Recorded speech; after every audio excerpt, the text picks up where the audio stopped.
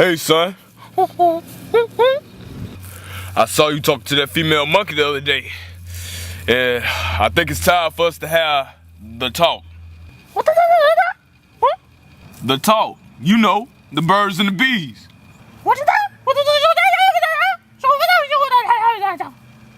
You know, the birds and the bees, you know, when a bird,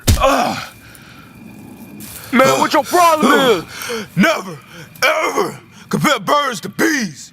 Man, what your problem is? It's just a saying. Don't ever compare birds to bees. We're totally different. Bees have stingers and they hurt.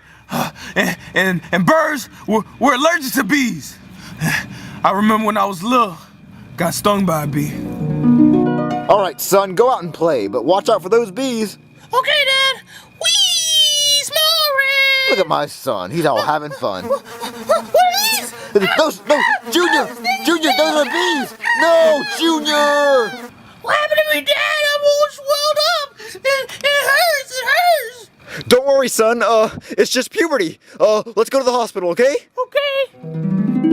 Man, you got problems. You need to go to the doctor or something. Man, you probably mentally retarded. Why do you think I'm angry? What?